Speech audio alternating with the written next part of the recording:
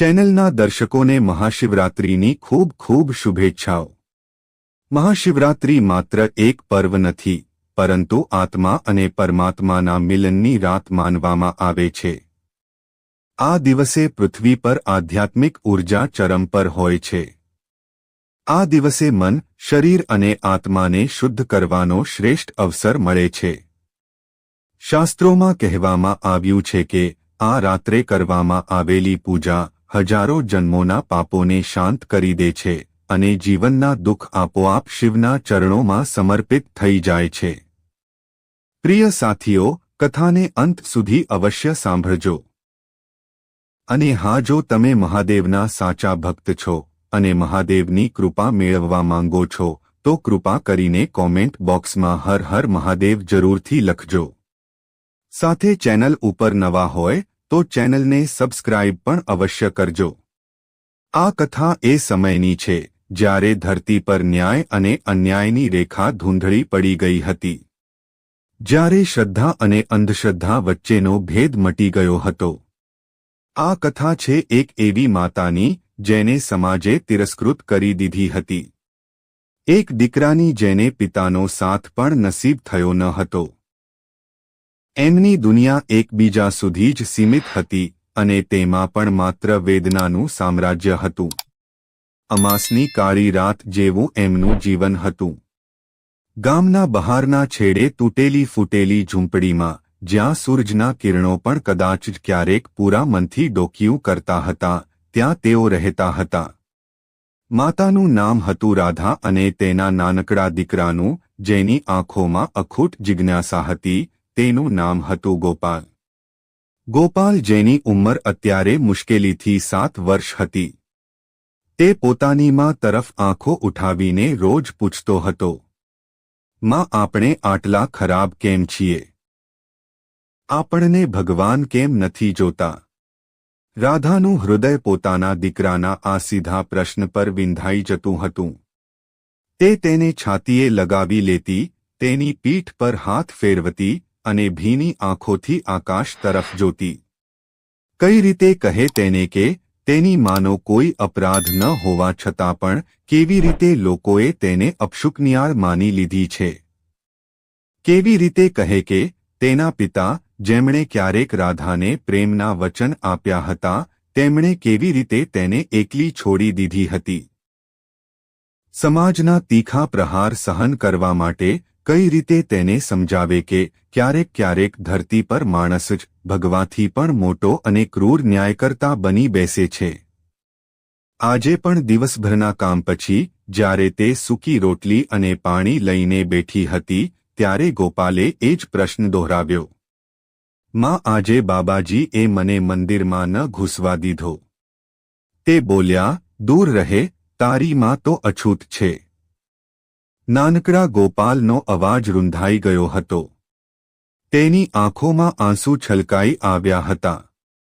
રાધાએ તરત તેને પોતાની બાહોમાં ભરી લીધો અને બોલી, નહીં મારા લાલ, તું ખરાબ નથી, તારી માં પણ ખરાબ નથી, આ લોકો નથી સમજતા। આટલું કહીને તે પોતે પણ ધ્રુસકે રડી પડી। તેના અવાજમાં એ દાયકાઓ જૂની પીડા હતી। તે ઉપેક્ષાનું ઝેર હતું જે નસે નસમાં ફેલાઈ ચૂક્યું હતું। રોજ સવારે તે કામે જતી, ખેતરોમાં મજૂરી કરતી, પરંતુ જ્યાં પણ જતી, લોકોની તિરસ્કાર ભરેલી આંખો તેનો પીછો કરતી। તેની પાસેથી પસાર થતાં જ લોકો પોતાના કપડાં ખંખેરતા, જાણે કોઈ ગંદકી અડી ગઈ હોય। તેને પાણી ભરવા માટે કૂવા પર જવા દેવામાં આવતી ન હતી। ક્યારેક કોઈ બાળક તેની પાસે આવી જતું તો તેની માં તેને ખેંચી લેતી, જાણે રાધા કોઈ ચેપી બીમારી હોય। ગોપાલે પોતાની માના આંસુ લૂહ્યા અને બોલ્યો, પણ માં, આપણે ભગવાનને કેમ નથી દેખાતા? શું ભગવાન પણ આવા જ છે? શું તે પણ આપણને નથી જોવા માંગતા? રાધાએ પોતાના દીકરાના ભોળપણમાં એક ઊંડો સવાલ જોયો। તેનો વિશ્વાસ ડગમગવા લાગતો હતો, પણ દીકરાની આંખો તેને હિંમત આપતી હતી। નહીં બેટા, ભગવાન આવા નથી હોતા। ભગવાન તો બધું જુએ છે, પણ તે આપણી પરીક્ષા લઈ રહ્યા હશે. એક દિવસ તે જરૂર જોશે. તેની પોતાની વાત પર પણ તેને યકીન નહોતું. પરંતુ દીકરાને આશા આપવા માટે તેણે આ કહેવું જ પડતું હતું. મહાશિવરાત્રિનો પાવન પર્વ નજીક હતો. ગામમાં ચારે તરફ ઉત્સાહ હતો અને લોકો ઘરોને લીપી રહ્યા હતા. શિવ મંદિરોમાં વિશેષ પૂજાની તૈયારીઓ ચાલી રહી હતી. દરેક શેરી મહોલ્લામાંથી બમ બમ ભોલેના જયકારા સંભળાઈ રહ્યા હતા. પણ રાધા અને ગોપાલ માટે આ પર્વ પણ એક દર્દ બનીને આવતું હતું. તેઓ જાણતા હતા કે તેમને મંદિરમાં પ્રવેશ નહીં મળે. કોઈ પણ પૂજામાં સામેલ નહીં થવા દેવામાં આવે. પણ આ વખતે ગોપાલના મનમાં કંઈક અલગ હતું. ગોપાલે એક સાંજે તેની માતાને કહ્યું, મહાશિવરાત્રિ પર તો શિવજી પોતાની જાન લઈને આવે છે ને? શું તે બધા લોકોને દર્શન આપે છે? માતાએ કહ્યું, હા બેટા, બધાને આપે છે. તો ગોપાલ બોલ્યો, તો શું આપણને પણ આપશે? આ સાંભળીને રાધા મૌન થઈ ગઈ. માં, આપણે આ વખતે મંદિરે જઈશું. આપણે બહારથી જ દર્શન કરીશું. શું ખબર આ વખતે શિવજી આપણને જોઈ જ લે. ગોપાલની આંખોમાં એક નવી ચમક હતી. એક નિર્મળ આશા હતી. રાધાને પોતાના દીકરાની આ માસૂમ ઈચ્છાને તોડતા ખૂબ દર્દ થતું. પણ આ વખતે તે તેને ના ન પાડી શકી. દીકરાની આંખોમાં એટલી દ્રઢતા હતી કે તે પોતે પણ વિચારવા લાગી, શું ખબર મહાકાલ સાચે જ આપણું સાંભળી લે. તેણે હા કહી દીધું અને તે રાત્રે તેણે ઘણા વર્ષો પછી એક શાંતિપૂર્ણ ઊંઘ લીધી. મહાશિવરાત્રિની રાત આવી ગઈ. આખું ગામ ભક્તિના રંગમાં ડૂબેલું હતું. મંદિરથી આવતા ઘંટના અવાજ, શંખનાદ અને ભજનોનો ગુંજારવ હવામાં ભળેલો હતો. રાધાએ ગોપાલને નવડાવ્યો અને તેના કપાળ પર ચંદનનું તિલક કર્યું. પોતે પણ એક જૂની પણ સાફ સાડી પહેરી. તે બંને મંદિર તરફ ચાલી નીકળ્યા. રસ્તામાં લોકો તેમને જોઈને કાનાફૂસી કરવા લાગ્યા. કેટલાકે મોઢું ફેરવી લીધું, કેટલાકે કડવા વેણ કહ્યા. આવી ગઈ આ અછૂત, હવે મંદિરને પણ ભ્રષ્ટ કરશે. આનો છોકરો પણ આની જેમ જ મનહૂસ છે. રાધાએ માથું ઝુકાવી રાખ્યું અને ગોપાલનો હાથ કસીને પકડી રાખ્યો. તેની આંખો પહેલાથી જ છલકાઈ રહી હતી. તેઓ મંદિરના દ્વાર પર પહોંચ્યા. ભીડ ખૂબ હતી. અંદર શિવજીનો ભવ્ય શૃંગાર કરવામાં આવ્યો હતો. દીવા ઝગમગી રહ્યા હતા અને અગરબત્તીઓની સુગંધ વાતાવરણમાં એક અલૌકિક શાંતિ ભેળવી રહી હતી. પણ રાધા અને ગોપાલ માટે એ શાંતિ નહોતી. તેઓ મંદિરની બહાર એક ખૂણામાં, જ્યાં કોઈની નજર તેમના પર ન પડે તેમ બેસી ગયા. ગોપાલે મંદિર તરફ હાથ જોડ્યા. તેની નાનકડી હથેળીમાં એક તૂટેલું બિલીપત્ર હતું, જે તેણે રસ્તામાં ક્યાંકથી ઉપાડ્યું હતું. તે મનોમન પ્રાર્થના કરી રહ્યો હતો, શિવજી અમને પણ જોઈ લો. રાધાની આંખોમાંથી આંસુઓની ધારા વહેવા લાગી. તેનું દિલ તૂટી રહ્યું હતું. તેણે આટલા વર્ષો સુધી આટલું બધું સહન કર્યું હતું, પણ આજે દીકરાની સામે અપમાન તેને અસહ્ય લાગી રહ્યું હતું. તેની કરુણા, તેનો પ્રેમ, તેની પીડા બધું આંસુઓમાં વહી રહ્યું હતું. રાધાએ મનોમન પોકાર કર્યો, હે મહાદેવ, મેં ક્યારે ફરિયાદ કરી? ક્યારે પોતાના ભાગ્યને કોસ્યું? પણ મારા આ નાનકડા દીકરાનો શું અપરાધ છે? આની આ પવિત્ર આંખો જે તમને જોવા માંગે છે, તેને કેમ વંચિત કરવામાં આવે છે? જો હું આટલી જ પાપી છું, તો મને દંડ આપો, પણ આને તો ના તડપાવો. શું સાચે જ અમારા માટે તમારી કરુણા નથી? મંદિરની અંદર પૂજારીજી મહાકાલની કથા સંભળાવી રહ્યા હતા. ભીડ શાંત થઈને સાંભળી રહી હતી. કથામાં વર્ણન હતું કે કેવી રીતે શિવજીએ વિષપાન કર્યું, કેવી રીતે તેમણે પોતાની અર્ધાંગીની પાર્વતીના સતી થવા પર તાંડવ મચાવ્યું, કેવી રીતે તેઓ સમાધિમાં લીન થઈ ગયા, અને પછી કથામાં એક એવી ક્ષણ આવી જ્યારે પૂજારીએ વર્ણન કર્યું, શિવજી ગહન સમાધિમાં લીન હતા, મૌન હતા, પણ તેમની શક્તિ તેમની અર્ધાંગિનીમાં પાર્વતીની આંખોમાં કરુણા ઉભરાઈ આવી હતી. તેઓ જાણતી હતી કે શિવજી મૌન છે, પણ તેમનું હૃદય દરેક પ્રાણીની પીડાથી વાકેફ છે. પાર્વતીએ જ તો શિવને જગાડ્યા હતા અને જગત કલ્યાણ માટે પ્રેરિત કર્યા હતા. તેમના મૌનની પાછળ પણ એક ગાઢ રહસ્ય હતું. પણ પાર્વતીની આંખોમાં દરેક જીવ માટે, દરેક દુઃખિયારા માટે અસીમ કરુણા હતી, જે ક્યારે સુકાતી નથી. આ સાંભળતા જ રાધા અને ગોપાલ તરફથી એક તીવ્ર આહ નીકળી. જાણે કથાના શબ્દો સીધા તેમના હૃદયમાં ઉતરી ગયા હોય. રાધાએ ઉપર જોયું. તેની આંખો લાલ હતી, પણ હવે તેમાં એક નવી જ્યોત જાગી હતી. ગોપાલે પોતાની માં તરફ જોયું. માં, પાર્વતી માં તો અમને જુએ છે, તે તો બધા પર દયા કરે છે.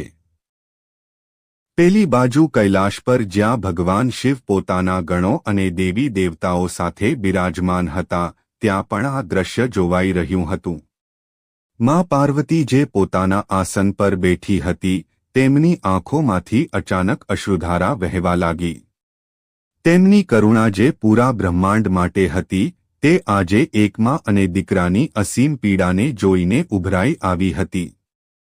તેમણે જોયું કે રાધા, જેને સમાજે સૌથી નિમ્ન સમજી હતી, તેના હૃદયમાં મહાદેવ પ્રત્યે એટલી અતૂટ શ્રદ્ધા હતી અને એટલો અગાધ પ્રેમ હતો. અને તે નાનકડો ગોપાલ, જેનું કોમળ મન વારંવાર એ જ પ્રશ્ન પૂછતું હતું, માં, ભગવાન આપણને કેમ નથી જોતા? તેની આંખો જે મહાદેવના દર્શન માટે તડપી રહી હતી. સમાજે જેને ઠુકરાવી દીધા હતા, જેને દરેક વળાંક પર અપમાનિત કર્યા હતા, તેમાં દીકરા આજે પણ એ જ મહાદેવના ચરણોમાં પોતાનું શીશ ઝુકાવીને બેઠા હતા. જેમની આરાધના કરવાનો અધિકાર પણ તેમને આપવામાં નહોતો આવ્યો. પાર્વતી માનું હૃદય જાણે ચિત્કાર કરી ઉઠ્યું. કેવી રીતે સહે તેઓ આ અન્યાય? કેવી રીતે જુએ પોતાના બાળકોની આવી નિર્મળ ભક્તિ અને આવી અસહ્ય પીડા? દેવી પાર્વતીથી પોતાના આ નિર્દોષ સંતાનોનું કષ્ટ હવે જોવાયું નહીં. તેમની આંખોમાંથી અવિરલ અશ્રુધારા પ્રવાહિત થઈ રહી હતી. એક માનો પોતાના સંતાન પ્રત્યે પ્રેમ અને તેમાં દીકરાનો ભગવાન પ્રત્યે અગાધ પ્રેમ. આ બધું જોઈને માતા પાર્વતીનું હૃદય જાણે પીગળી ગયું. તેમનું પૂરું અસ્તિત્વ પૃથ્વી લોક પર જઈને તેમને દર્શન આપવા માટે આતુર થઈ ઉઠ્યું. પાર્વતીએ મહાદેવ તરફ જોયું.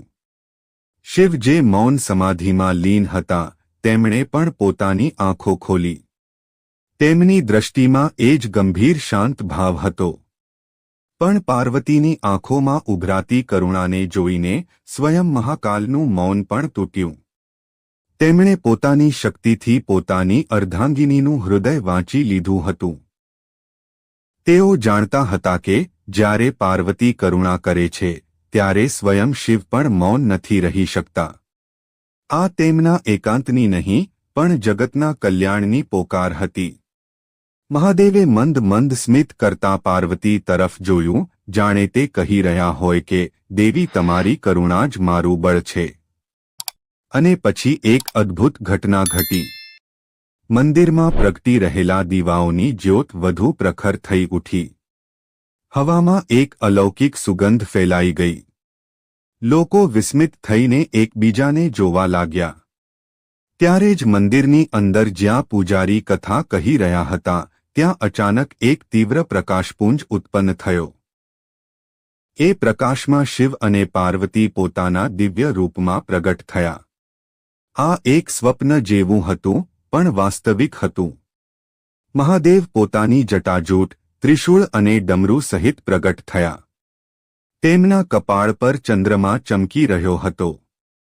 તેમના સંગે હતી જગદંબા પાર્વતી, જેની સૌમ્ય છબી કરુણાથી ઓતપ્રોત આંખો દરેકને પોતાની તરફ ખેંચી રહી હતી. પૂજારી સહિત ત્યાં ઉપસ્થિત બધા લોકો હતપ્રભ રહી ગયા. તેઓ બધા ભય અને ભક્તિથી કાંપી ઉઠ્યા. કોઈને યકીન નહોતું થઈ રહ્યું કે સાક્ષાત શિવ પાર્વતીએ તેમને દર્શન આપ્યા છે. પણ મહાદેવ અને પાર્વતીની દ્રષ્ટિ તે હજારો ભક્તો પર ન રોકાઈ જે તેમને રોજ પૂજતા હતા. તેમની આંખો સીધી મંદિરની બહાર બેઠેલા તેમાં અને દીકરા પર જઈ અટકી. રાધા અને ગોપાલ, જે મંદિરની બહાર બેઠા હજુ પણ પોતાના આંસુ વહાવી રહ્યા હતા. તેમને લાગ્યું જાણે કોઈએ તેમના દુઃખ પર શીતળ જળ છાંટી દીધું હોય. તેમના કાનોમાં એક દિવ્ય વાણી ગુંજી, "ઉઠો મારા બાળકો." તેઓ બંને ભય અને વિસ્મયથી ઊભા થઈ ગયા. મંદિરની અંદરથી નીકળીને સ્વયં ભગવાન શિવ અને માતા પાર્વતી તેમની સામે પ્રગટ થયા. મહાદેવે પોતાના હાથથી રાધાના માથા પર હાથ મૂક્યો. "ઉઠ મારી દીકરી, તું કોઈ પાપી નથી. તું તો મારી સાચી ભક્ત છે. તારા હૃદયની પવિત્રતાથી વધીને કોઈ મંદિર નથી." અને માતા પાર્વતીએ નાનકડા ગોપાલને પોતાના ખોળામાં ઉઠાવી લીધો. તેમની આંખોમાં એ જ અસીમ કરુણા હતી જેની કથા હજુ થોડી ક્ષણો પહેલાં જ સંભળાવવામાં આવી હતી. "પુત્ર, તારા પ્રશ્નનો ઉત્તર આજે તને મળી ગયો છે. ભગવાન બધું જુએ છે અને બધા પર કરુણા કરે છે. ક્યારેક ક્યારેક તેમની પરીક્ષા કઠોર લાગે છે, પણ તેનું ફળ સદૈવ મીઠું હોય છે." આખું ગામ, જે અત્યાર સુધી તેમને તિરસ્કૃત કરતું હતું, જેણે તેમને અછૂત કહ્યા હતા, તે સ્તબ્ધ ઊભું હતું. તેમની આંખો ફાટીને ફાટી રહી ગઈ.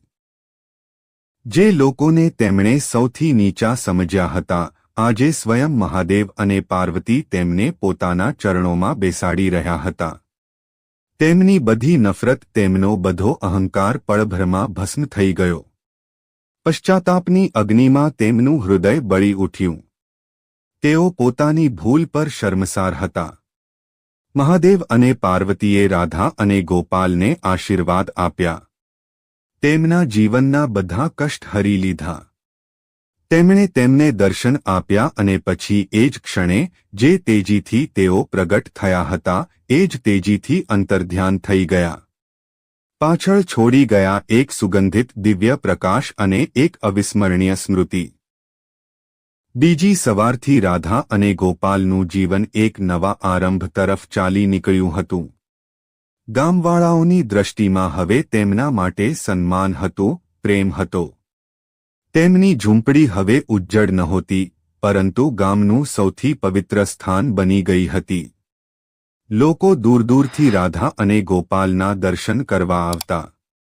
તેમની કથા સાંભળતા અને તેમના ચરણોમાં શીશ નમાવતા. ગોપાલ હવે મુસ્કુરાતો રહેતો હતો. તેની આંખોમાં હવે કોઈ પ્રશ્ન ન હતો, પરંતુ એક અસીમ શાંતિ હતી. તે જાણતો હતો કે ભગવાન બધું જુએ છે. રાધા પણ હવે પ્રસન્ન રહેતી હતી. તેને પોતાના શિવ પર, પોતાની પાર્વતી પર અગાધ વિશ્વાસ હતો. આ કથાનો સંદેશ સ્પષ્ટ છે. જ્યારે માં પાર્વતી કરુણા કરે છે, ત્યારે સ્વયં મહાકાલ પણ મૌન નથી રહેતા. તેઓ પોતાના ભક્તોના આંસુ અક્ષણ પીડાને ક્યારે અનદેખી નથી કરતા. ભલે મનુષ્ય સમાજ પોતાની સંકીર્ણ વિચારસરણીમાં ગૂંચવાઈને કોઈને તિરસ્કૃત કરે, પણ દેવોના દેવ મહાદેવ અને આદિશક્તિમાં પાર્વતીની કરુણાની દ્રષ્ટિથી કોઈ પણ ભક્ત અછૂતો નથી રહી શકતો. તેમની કૃપાથી દરેક દુખિયારાનું જીવન નવજીવન પ્રાપ્ત કરે છે અને દરેક અંધકારમય રાત પછી એક નવી સવાર અવશ્ય આવે છે. પ્રિય સાથીઓ, આ સાથે મહાશિવરાત્રિની આ પાવન વ્રત કથા અહીં પૂર્ણ થાય છે.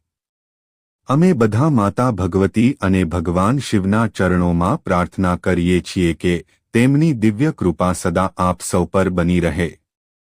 તો કોમેન્ટ બોક્સમાં હર હર મહાદેવ અવશ્ય લખજો. સાથે આ વિડિયોને લાઇક અને શેર પણ જરૂરથી કરજો. અને જો તમે ચેનલ પર નવા હોય તો અમારી ચેનલને સબસ્ક્રાઇબ કરવાનું ન ભૂલતા.